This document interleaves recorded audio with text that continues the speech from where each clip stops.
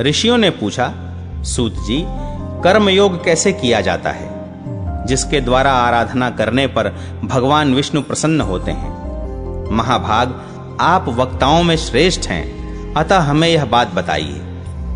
जिसके द्वारा मुमुक्षु पुरुष सबके ईश्वर भगवान श्री हरि की आराधना कर सकें, वह समस्त लोगों की रक्षा करने वाला धर्म क्या वस्तु है, उसका वर्णन कीजिए। उसके श्रवण की इच्छा से ये ब्राह्मण लोग आपके सामने बैठे हैं। सूत जी बोले, महर्षियों, पूर्व काल में अग्नि के समान तेजस्वी ऋषियों ने सत्यवती के पुत्र व्यास जी से ऐसा ही प्रश्न किया था। उसके उत्तर में उन्होंने जो कुछ कहा था उसे आप लोग सुनिए। व्यास जी ने कहा, ऋषियों, मैं सनातन कर्म योग का वर्णन करूंगा, तुम सब लोग ध्यान देकर सुनो। कर्मयोग ब्राह्मणों को अक्षय फल प्रदान करने वाला है। पहले की बात है, प्रजापति मनु ने श्रोता बनकर बैठे हुए ऋषियों के समक्ष ब्राह्मणों के लाभ के लिए वेद प्रसिद्ध संपूर्ण विषयों का उपदेश किया था। वह उपदेश संपूर्ण पापों को हरने वाला, पवित्र और मुनि समुदाय द्वारा सेवित है। मैं उसी का वर्णन करता हूं। तुम लोग एकाग्र चित्त होकर श्रवण करो। श्रेष्ठ ब्राह्मण को उचित है कि वह अपने गृह्य सूत्र में बताई हुई विधि के अनुसार गर्भ या जन्म से 8वें वर्ष में उपनयन होने के पश्चात वेदों का अध्ययन आरंभ करे। दंड, मेखला, यज्ञोपवीत और हिंसा रहित काला मृगचर्म धारण किए मुनि वेश में रहे। भिक्षा का अन्न ग्रहण करे और गुरु का मुंह जोहते हुए सदा उनके हित में संलग्न रहे। ब्रह्मा जी ने पूर्व काल में यज्ञोपवीत बनाने के लिए ही कपास उत्पन्न किया था। ब्राह्मणों के लिए 3 आवृत्ति करके बनाया हुआ यज्ञोपवीत शुद्ध माना गया है। द्विज को सदा यज्ञोपवीत धारण किए रहना चाहिए। अपनी शिखा को सदा बांधे रखना चाहिए। इसके विपरीत बिना यज्ञोपवीत पहने और बिना शिखा बांधे जो कर्म किया जाता है, वह विधि पूर्वक किया हुआ नहीं माना जाता। वस्त्र रुई जैसा सफेद हो या गेरुआ, फटा न हो तभी उसे ओढ़ना चाहिए तथा वही पहनने के योग्य माना गया है। इनमें भी श्वेत वस्त्र अत्यंत उत्तम है। उससे भी उत्तम और शुभ आच्छादन काला मृगचर्म माना गया है। जनेऊ गले में डालकर दाहिना हाथ उसके ऊपर कर ले और बाईं बांह अथवा कंधे पर उसे रखे तो वह उपवीत कहलाता है। यज्ञोपवीत को सदा इसी तरह रखना चाहिए। कंठ में माला की भांति पहना हुआ जनेऊ निवीत कहा गया है। ब्राह्मणों, बाईं बांह बाहर निकालकर दाहिनी बांह या कंधे पर रखे हुए जनेऊ को प्राचीनावीत कहते हैं। इसका पितृ कार्य, श्राद्ध, तर्पण आदि में उपयोग करना चाहिए। हवन गृह में, गौशाला में, होम और जप के समय, स्वाध्याय में, भोजन काल में, ब्राह्मणों के समीप रहने पर, गुरुजनों तथा दोनों काल की संध्या की उपासना के समय तथा साधु पुरुषों से मिलने पर सदा उपवीत के ढंग से ही जनेऊ पहनना चाहिए। यही सनातन विधि है। ब्राह्मण के लिए 3 आवृत्ति की हुई मूंज की ही मेखला बनानी चाहिए। मूंज न मिलने पर कुश से भी मेखला बनाने का विधान है। मेखला में गांठ 1 या 3 होनी चाहिए। द्विज बांस अथवा पलाश का दंड धारण करे। दंड उसके पैर से लेकर सिर के केश तक लंबा होना चाहिए, अथवा किसी भी यज्ञोपयोगी वृक्ष का दंड जो सुंदर और छिद्र आदि से रहित हो, वह धारण कर सकता है। द्विज सवेरे और सायंकाल में एकाग्र चित्त होकर संध्योपासन करे। जो काम, लोभ, भय अथवा मोहवश संध्योपासन त्याग देता है, वह गिर जाता है। संध्या करने के पश्चात द्विज प्रसन्न चित्त होकर सायंकाल और प्रातः काल में अग्निहोत्र करे। फिर दोबारा स्नान करके देवताओं, ऋषियों और पितरों का तर्पण करे। इसके बाद पत्र, पुष्प, फल, जौ और जल आदि से देवताओं की पूजा करे। प्रतिदिन आयु और आरोग्य की सिद्धि के लिए तंद्रा और आलस्य आदि का परित्याग करके मैं अमुक हूं और आपको प्रणाम करता हूं, इस प्रकार अपने नाम, गोत्र आदि का परिचय देते हुए धर्मतः अपने से बड़े पुरुषों को विधि पूर्वक प्रणाम करे और इस प्रकार गुरुजनों को नमस्कार करने का स्वभाव बना ले। नमस्कार करने वाले ब्राह्मण को बदले में आयुष्मान भव सौम्य कहना चाहिए तथा उसके नाम के अंत में प्लुक्ताकार का उच्चारण करना चाहिए। यदि नाम हलंत हो तो अंतिम हल के आदि का अक्षर प्लुत बोलना चाहिए। जो ब्राह्मण प्रणाम के बदले उक्त रूप से आशीर्वाद देने की विधि नहीं जानता, वह विद्वान पुरुष के द्वारा प्रणाम करने के योग्य नहीं है। जैसा शूद्र है वैसा ही वह भी है। अपने दोनों हाथों को विपरीत दिशा में करके गुरु के चरणों का स्पर्श करना उचित है, अर्थात अपने बाएं हाथ से गुरु के बाएं चरण का और दाहिने हाथ से दाहिने चरण का स्पर्श करना चाहिए। शिष्य जिनसे लौकिक, वैदिक तथा आध्यात्मिक ज्ञान प्राप्त करता है, उन गुरुदेव को वह पहले प्रणाम करे। जल, भिक्षा, फूल और समिधा इन्हें दूसरे दिन के लिए संग्रह न करे, प्रतिदिन जाकर आवश्यकता के अनुसार ले आए। देवता के निमित्त किए जाने वाले कार्यों में भी जो इस तरह के दूसरे दूसरे आवश्यक सामान हैं, उनका भी अन्य समय के लिए संग्रह न करे। ब्राह्मण से भेंट होने पर कुशल पूछे, क्षत्रिय से अनामय, वैश्य से क्षेम और शूद्र से आरोग्य का प्रश्न करे। उपाध्याय, गुरु, पिता, बड़े भाई, राजा, मामा, श्वशुर, नाना, दादा, वर्ण में अपने से श्रेष्ठ व्यक्ति तथा पिता का भाई, ये पुरुषों में गुरु माने गए हैं। माता, नानी, गुरु पत्नी, बुआ, मौसी, सास, दादी, बड़ी बहन और दूध पिलाने वाली धाय, इन्हें स्त्रियों में गुरु माना गया है। यह गुरुवर्ग माता और पिता के संबंध से है, ऐसा जानना चाहिए तथा मन, वाणी और शरीर की क्रिया द्वारा इनके अनुकूल आचरण करना चाहिए। गुरुजनों को देखते ही उठकर खड़ा हो जाए और हाथ जोड़कर प्रणाम करे। इनके साथ एक आसन पर न बैठे, इनसे विवाद न करे। अपने जीवन की रक्षा के लिए भी गुरुजनों के साथ द्वेष पूर्वक बातचीत न करे।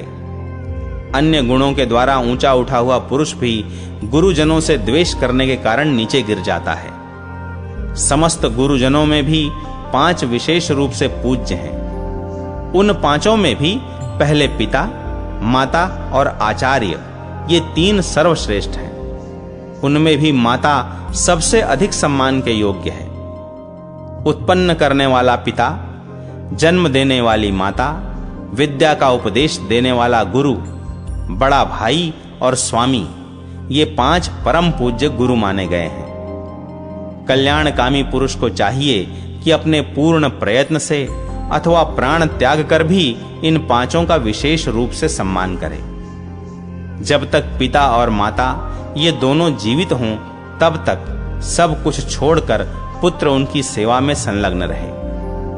पिता माता यदि पुत्र के गुणों से भली भांति प्रसन्न हों, तो वह पुत्र उनकी सेवा रूप कर्म से ही संपूर्ण धर्मों का फल प्राप्त कर लेता है।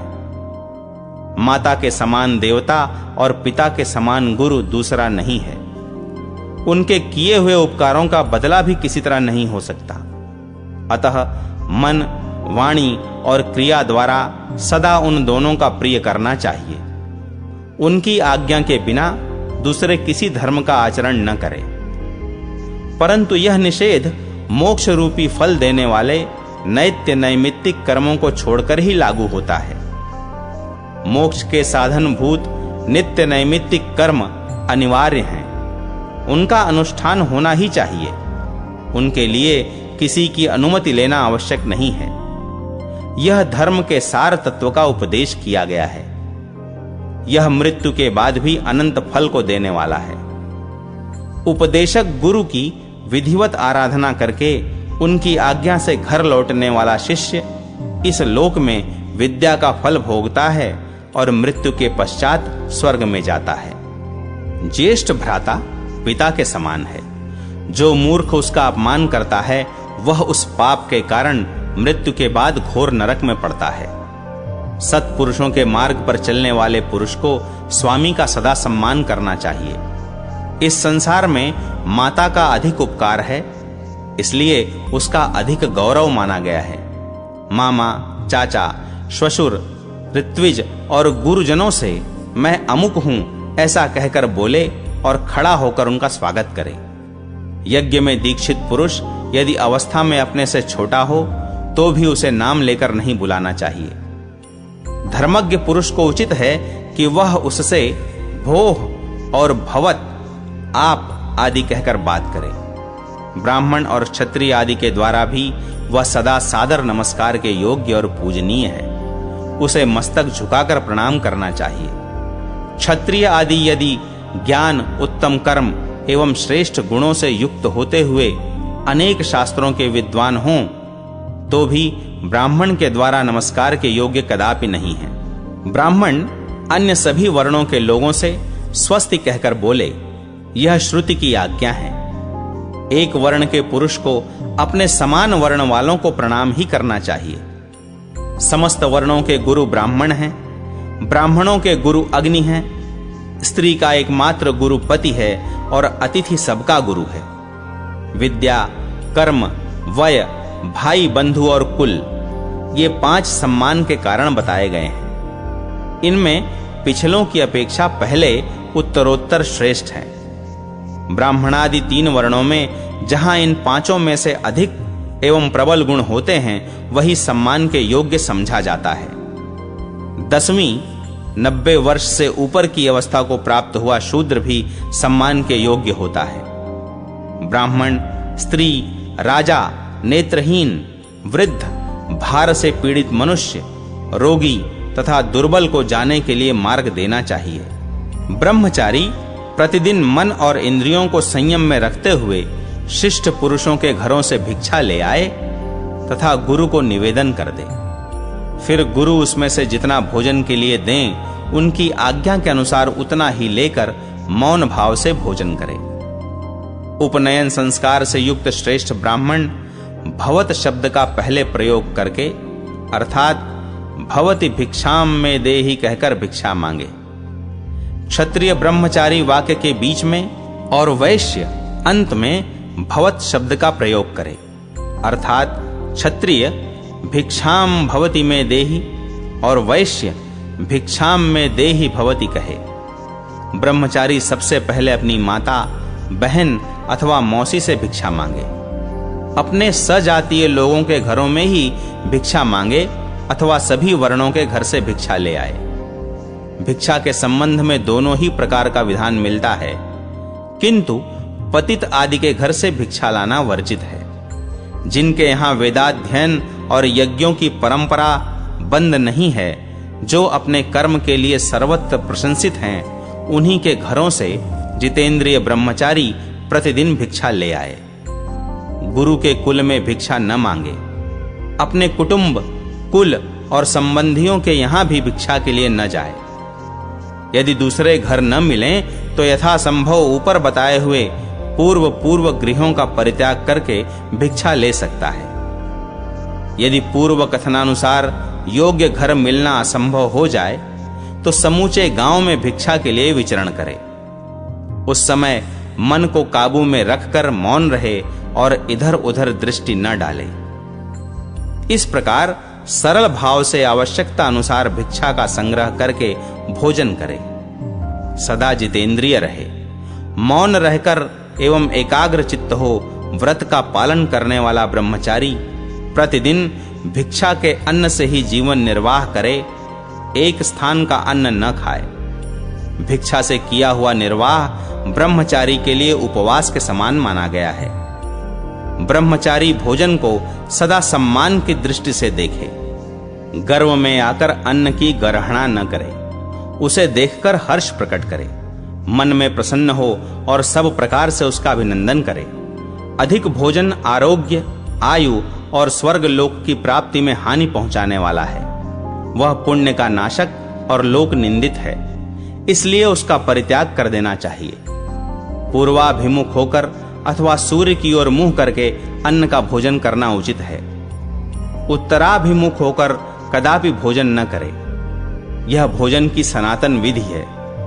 भोजन करने वाला पुरुष हाथ पैर धो शुद्ध स्थान में बैठकर पहले जल से आचमन करे, फिर भोजन के पश्चात भी उसे 2 बार आचमन करना चाहिए। भोजन करके, जल पीकर, सोकर उठने पर और स्नान करने पर, गलियों में घूमने पर, ओंठ चाटने या स्पर्श करने पर, वस्त्र पहनने पर, वीर्य, मूत्र और मल का त्याग करने पर, अनुचित बात कहने पर, थूकने पर, अध्ययन आरंभ करने के समय, खांसी तथा दम उठने पर, चौराहे या श्मशान भूमि में घूमकर लौटने पर तथा दोनों संध्याओं के समय श्रेष्ठ द्विज आचमन किए होने पर भी फिर आचमन करें। चांडालों और म्लेच्छों के साथ बात करने पर, स्त्रियों, शूद्रों तथा जूठे मुंह वाले पुरुषों से वार्तालाप होने पर, जूठे मुंह वाले पुरुष अथवा जूठे भोजन को देख लेने पर तथा आंसू या रक्त गिरने पर भी आचमन करना चाहिए। अपने शरीर से स्त्रियों का स्पर्श हो जाने पर, अपने बालों तथा खिसक कर गिरे हुए वस्त्र का स्पर्श कर लेने पर धर्म की दृष्टि से आचमन करना उचित है। आचमन के लिए जल ऐसा होना चाहिए जो गर्म न हो, जिसमें फेन न हो तथा जो खारा न हो। पतिव्रता की इच्छा रखने वाला पुरुष सर्वदा पूर्वाभिमुख या उत्तराभिमुख बैठकर ही आचमन करे। उस समय सिर अथवा गले को ढके रहे तथा बाल और चोटी को खुला रखे। कहीं से आया हुआ पुरुष दोनों पैरों को धोए बिना पवित्र नहीं होता। विद्वान पुरुष सीढ़ी पर या जल में खड़ा होकर अथवा पगड़ी बांधे आचमन न करे। बरसती हुई धारा के जल से अथवा खड़ा होकर या हाथ से उलीचे हुए जल के द्वारा आचमन करना उचित नहीं है। एक हाथ से दिए हुए जल के द्वारा अथवा बिना यज्ञोपवीत के भी आचमन करना निषिद्ध है। खड़ाऊं पहने हुए अथवा घुटनों के बाहर हाथ करके भी आचमन नहीं करना चाहिए। बोलते, हंसते, किसी की ओर देखते तथा बिछौने पर लेटे हुए भी आचमन करना निषिद्ध है। जिस जल को अच्छी तरह देखा न गया हो, जिसमें फेन आदि हो, जो शूद्र के द्वारा अथवा अपवित्र हाथों से लाया गया हो तथा जो खारा हो, ऐसे जल से भी आचमन करना अनुचित है। आचमन के समय अंगुलियों से शब्द न करे, मन में दूसरी कोई बात न सोचे। हाथ से बिलोड़े हुए जल के द्वारा भी आचमन करना निषिद्ध है। ब्राह्मण उतने ही जल से आचमन करने पर पवित्र हो सकता है जो हृदय तक पहुंच सके। क्षत्रिय कंठ तक पहुंचने वाले आचमन के जल से शुद्ध होता है। वैश्य जिह्वा से जल का आस्वादन मात्र कर लेने से पवित्र होता है और स्त्री तथा शूद्र जल के स्पर्श मात्र से शुद्ध हो जाते हैं। अंगूठे की जड़ के भीतर की रेखा में ब्राह्म तीर्थ बताया जाता है। अंगूठे और तर्जनी के बीच के भाग को पितृ तीर्थ कहते हैं। कानी अंगुली के मूल से पीछे का भाग प्राजापत्य तीर्थ कहलाता है। अंगुलियों का अग्रभाग देव तीर्थ माना गया है। उसी को आर्ष तीर्थ भी कहते हैं। अथवा अंगुलियों के मूल भाग में दैव और आर्ष तीर्थ तथा मध्य में आग्नेय तीर्थ है। उसी को सौमिक तीर्थ भी कहते हैं। यह जानकर मनुष्य मोह में नहीं पड़ता। ब्राह्मण सदा ब्राह्म तीर्थ से ही आचमन करे अथवा देव तीर्थ से आचमन की इच्छा रखे, किंतु पितृ तीर्थ से कदापि आचमन न करे। पहले मन और इंद्रियों को संयम में रखकर ब्राह्म तीर्थ से 3 बार आचमन करे। फिर अंगूठे के मूल भाग से मुंह को पोंछते हुए उसका स्पर्श करे। तत्पश्चात अंगूठे और अनामिका अंगुलियों से दोनों नेत्रों का स्पर्श करे। फिर तर्जनी और अंगूठे के योग से नाक के दोनों छिद्रों का, कनिष्ठा और अंगूठे के संयोग से दोनों कानों का, संपूर्ण अंगुलियों के योग से हृदय का, करतल से मस्तक का और अंगूठे से दोनों कंधों का स्पर्श करे। द्विज 3 बार जो जल का आचमन करता है उससे ब्रह्मा, विष्णु और महादेव जी तृप्त होते हैं, ऐसा हमारे सुनने में आया है। मुख का परिमार्जन करने से गंगा और यमुना को तृप्ति होती है। दोनों नेत्रों के स्पर्श से सूर्य और चंद्रमा प्रसन्न होते हैं। नासिका के दोनों छिद्रों का स्पर्श करने से अश्विनी कुमारों की तथा कानों के स्पर्श से वायु और अग्नि की तृप्ति होती है।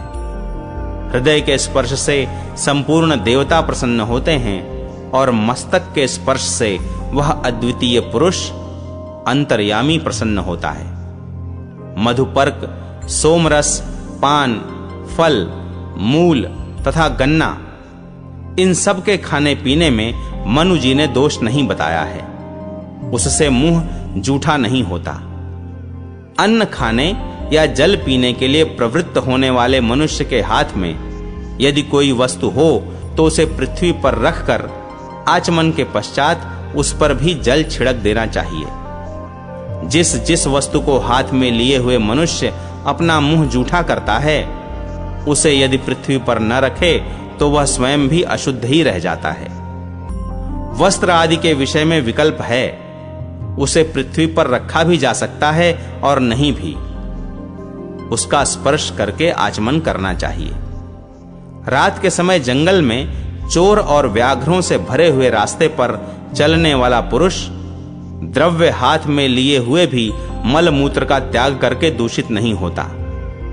यदि दिन में शौच जाना हो तो जनेऊ को दाहिने कान पर चढ़ाकर उत्तराभिमुख हो मल मूत्र का त्याग करे। यदि रात्रि में जाना पड़े तो दक्षिण की ओर मुंह करके बैठना चाहिए। पृथ्वी को लकड़ी, पत्ते, मिट्टी, ढेले अथवा घास से ढककर तथा अपने मस्तक को भी वस्त्र से आच्छादित करके मल मूत्र का त्याग करना चाहिए। किसी पेड़ की छाया में, कुएं के पास, नदी के किनारे, गौशाला, देव मंदिर तथा जल में, रास्ते पर, राख पर, अग्नि में तथा श्मशान भूमि में भी मल मूत्र का त्याग नहीं करना चाहिए। गोबर पर, काठ पर, बहुत बड़े वृक्ष पर तथा हरी भरी घास में भी मल मूत्र करना निषिद्ध है। खड़े होकर तथा नग्न होकर भी मल मूत्र का त्याग नहीं करना चाहिए। पर्वत मंडल में, पुराने देवालय में, बांबी पर तथा किसी भी गड्ढे में मल मूत्र का त्याग वर्जित है। चलते चलते भी पाखाना और पेशाब नहीं करना चाहिए। भूसी, कोयले तथा ठीकरे पर, खेत में, बिल में, तीर्थ में, चौराहे पर अथवा सड़क पर, बगीचे में, जल के निकट, ऊसर भूमि में तथा नगर के भीतर, इन सभी स्थानों में मल मूत्र का त्याग मना है। खड़ाऊं या जूता पहनकर, छाता लगाकर, अंतरिक्ष में स्त्री, गुरु, ब्राह्मण, गौ, देवता, देवालय तथा जल की ओर मुंह करके, नक्षत्रों तथा ग्रहों को देखते हुए अथवा उनकी ओर मुंह करके तथा सूर्य, चंद्रमा और अग्नि की ओर दृष्टि करके भी कभी मल मूत्र का त्याग नहीं करना चाहिए। शौच आदि होने के पश्चात कहीं किनारे से लेप और दुर्गंध को मिटाने वाली मिट्टी लेकर आलस्य रहित हो विशुद्ध एवं बाहर निकाले हुए जल से हाथ आदि की शुद्धि करे। ब्राह्मण को उचित है कि वह रेत मिली हुई अथवा कीचड़ की मिट्टी न ले। रास्ते से, ऊसर भूमि से तथा दूसरों के शौच से बची हुई मिट्टी को भी काम में न ले। देव मंदिर से, कुएं से, घर की दीवार से और जल से भी मिट्टी न ले। तदनंतर हाथ पैर धोकर प्रतिदिन पूर्वोक्त विधि से आचमन करना चाहिए। कहते हैं महर्षियों, इस प्रकार दंड, मेखला, मृग चर्म आदि से युक्त तथा शौचाचार से संपन्न ब्रह्मचारी गुरु के मुंह की ओर देखता रहे और जब वे बुलाएं तभी उनके पास जाकर अध्ययन करे। सदा हाथ जोड़े रहे, सदाचारी और संयमी बने। जब गुरु बैठने की आज्ञा दे तब उनके सामने बैठे। गुरु की बात का श्रवण और गुरु के साथ वार्तालाप, ये दोनों कार्य लेटे लेटे न करे और भोजन करते समय भी न करे। उस समय न तो खड़ा रहे और न दूसरी ओर मुख ही फेरे। गुरु के समीप शिष्य की शैया और आसन सदा नीचे रहने चाहिए। जहां तक गुरु की दृष्टि पड़ती हो वहां तक मनमाने आसन पर न बैठे। गुरु के परोक्ष में भी उनका नाम न ले। उनकी चाल, उनकी बोली तथा उनकी चेष्टा का अनुकरण न करे। जहां गुरु पर लांछन लगाया जाता हो अथवा उनकी निंदा हो रही हो वहां कान मूंद लेने चाहिए अथवा वहां से अन्यत्र हट जाना चाहिए। दूर खड़ा होकर क्रोध में भरकर अथवा स्त्री के समीप रहकर गुरु की पूजा न करे। गुरु की बातों का प्रत्युत्तर न दे। यदि गुरु पास ही खड़े हों तो स्वयं भी बैठा न रहे। गुरु के लिए सदा पानी का घड़ा, कुश, फूल और समिधा लाया करें। प्रतिदिन उनके आंगन में झाड़ू देकर उसे लीप पोत दे। गुरु के उपभोग में आई हुई वस्तुओं पर, उनकी शैया, खड़ाऊं, जूते, आसन तथा छाया आदि पर कभी पैर न रखे। गुरु के लिए दांतन आदि ला दिया करे। जो कुछ प्राप्त हो उन्हें निवेदन कर दे। उनसे पूछे बिना कहीं न जाए और सदा उनके प्रिय एवं हित में संलग्न रहे। गुरु के समीप कभी पैर न फैलाए। उनके सामने जम्भाई लेना, हंसना, गला ढकना और अंगड़ाई लेना सदा के लिए छोड़ दे। समयानुसार गुरु से, जब तक कि वे पढ़ाने से उदासीन न हो जाएं, अध्ययन करे। गुरु के पास नीचे बैठे, एकाग्र चित्त से उनकी सेवा में लगा रहे। गुरु के आसन, शैया और सवारी पर कभी न बैठे। गुरु यदि दौड़ते हों तो उनके पीछे पीछे स्वयं भी दौड़े। वे चलते हों तो स्वयं भी पीछे पीछे जाए। बैलगाड़ी, घोड़ा गाड़ी, ऊंट गाड़ी, महल की अटारी, कुश की चटाई, शिलाखंड तथा नाव पर गुरु के साथ शिष्य भी बैठ सकता है। शिष्य को सदा जितेंद्रिय, जितात्मा, क्रोधहीन और पवित्र रहना चाहिए। वह सदा मधुर और हितकारी वचन बोले। चंदन, माला, स्वाद, श्रृंगार, सीपी, प्राणियों की हिंसा, तेल की मालिश, सुरमा, शरबत आदि पेय, छत्र धारण, काम, लोभ, भय, निद्रा, गाना बजाना, दूसरों को फटकारना, किसी पर लांछन लगाना, स्त्री की ओर देखना, उसका स्पर्श करना, दूसरे का घात करना तथा चुगली खाना, इन दोषों का यत्न पूर्वक परित्याग करे। जल से भरा हुआ घड़ा, फूल, गोबर, मिट्टी और कुश, इन वस्तुओं का आवश्यकता के अनुसार संग्रह करे तथा अन्न की भिक्षा लेने के लिए प्रतिदिन जाए। घी, नमक और बासी अन्न ब्रह्मचारी के लिए वर्जित है। वह कभी नृत्य न देखे, सदा संगीत आदि से निष्प्रिय रहे, न सूर्य की ओर देखे, न दांतन करे। उसके लिए स्त्रियों के साथ एकांत में रहना और शूद्र आदि के साथ वार्तालाप करना भी निषिद्ध है। वह गुरु के उच्छिष्ट औषध और अन्न का स्वेच्छा से उपयोग न करे। ब्राह्मण गुरु के परित्याग का किसी तरह विचार भी मन में न लाए। यदि मोह या लोभवश वह उन्हें त्याग दे तो पतित हो जाता है। जिनसे लौकिक, वैदिक तथा आध्यात्मिक ज्ञान प्राप्त किया जाता है, उन गुरुदेव से कभी द्रोह न करे। गुरु यदि घमंडी, कर्तव्य अकर्तव्य को न जानने वाला और कुमार्गगामी हो तो मनु जी ने उसका त्याग करने का आदेश दिया है। गुरु के गुरु समीप आ जाएं तो उनके प्रति भी गुरु की ही भांति बर्ताव करना चाहिए। नमस्कार करने के पश्चात जब वे गुरु जी आज्ञा दें तब आकर अपने गुरुओं को प्रणाम करना चाहिए।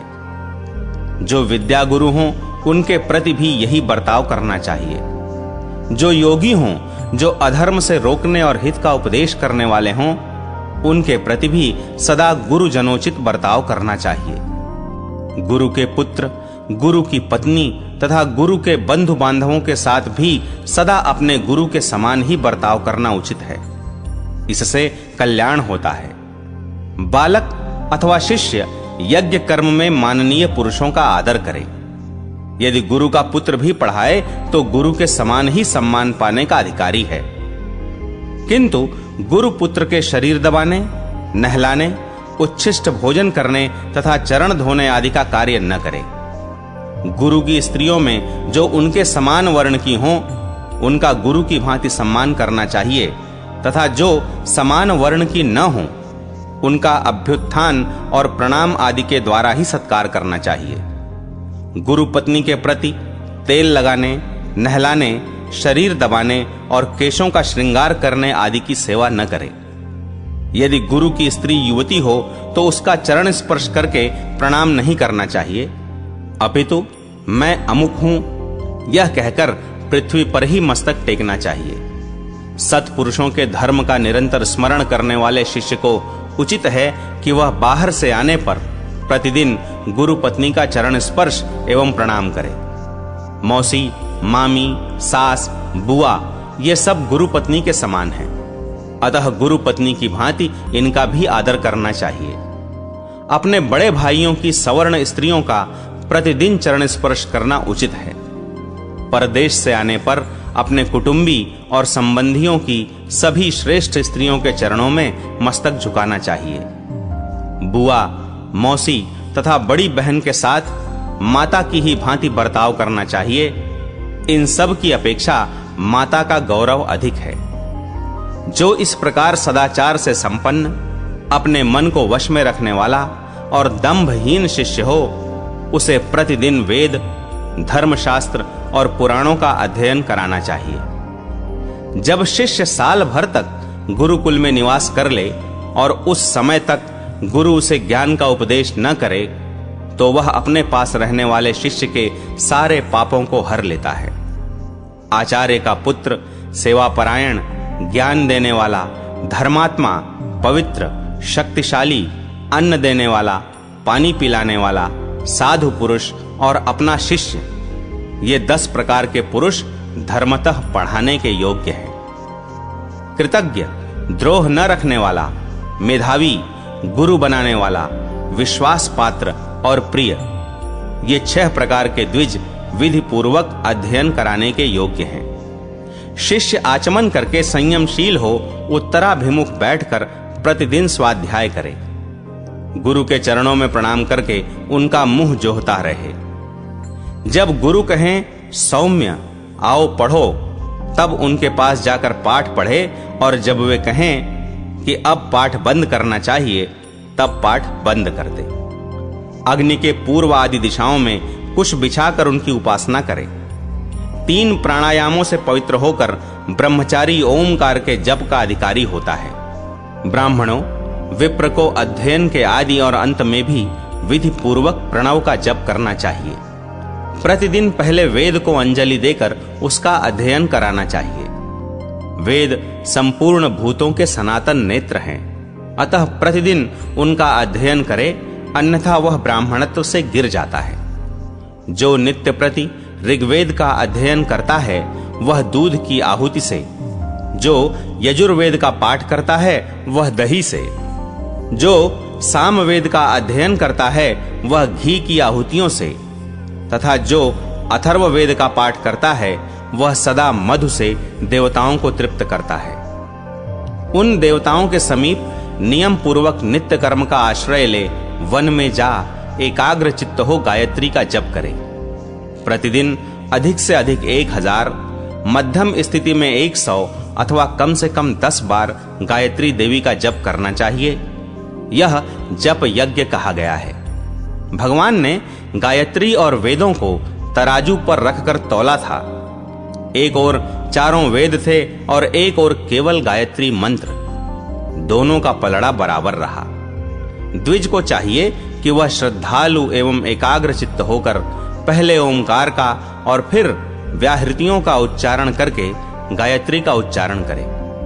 पूर्व कल्प में भूह, भुवः और स्वः ये 3 सनातन महा व्याहृतियां उत्पन्न हुई, जो सब प्रकार के अमंगल का नाश करने वाली हैं। ये तीनों व्याहृतियां क्रमशः प्रधान पुरुष और कालका, विष्णु, ब्रह्मा और महादेव जी का तथा सत्वगुण, रजोगुण और तमोगुण का प्रतीक मानी गई हैं।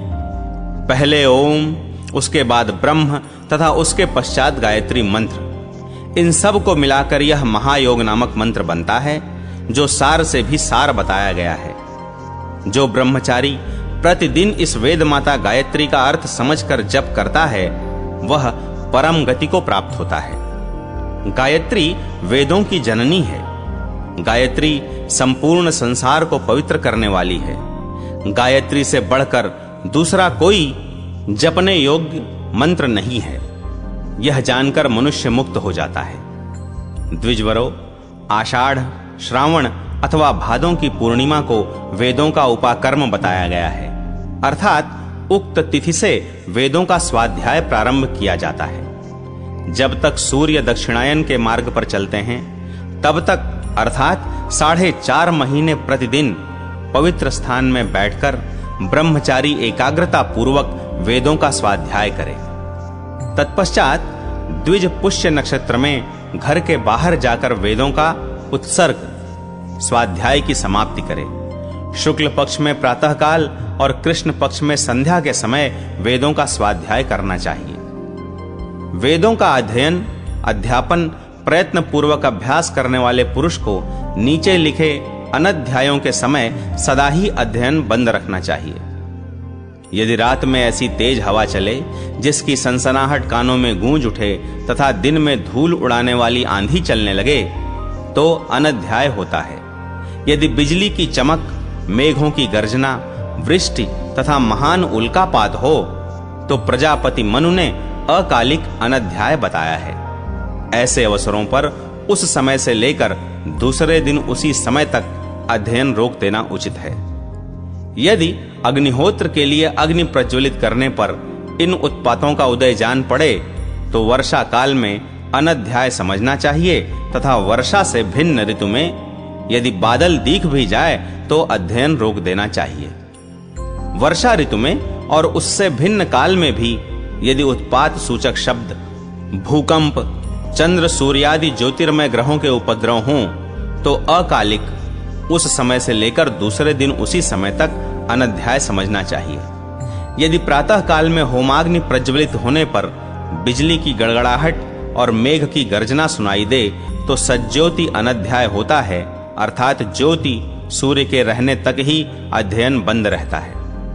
इसी प्रकार रात में भी अग्नि प्रज्वलित होने के पश्चात यदि उक्त उत्पात हो तो दिन की ही भांति सज्ज्योति ताराओं के दिखने तक अनध्याय माना जाता है। धर्म की निपुणता चाहने वाले पुरुषों के लिए गांवों, नगरों तथा दुर्गंध पूर्ण स्थानों में सदा ही अनध्याय रहता है। गांव के भीतर मुर्दा रहने पर, शूद्र की समीपता होने पर, रोने का शब्द कान में पड़ने पर तथा मनुष्यों की भारी भीड़ रहने पर भी सदा ही अनध्याय होता है। जल में आधी रात के समय, मलमूत्र का त्याग करते समय, जूठा मुंह रहने पर तथा श्राद्ध का भोजन कर लेने पर मन से भी वेद का चिंतन नहीं करना चाहिए।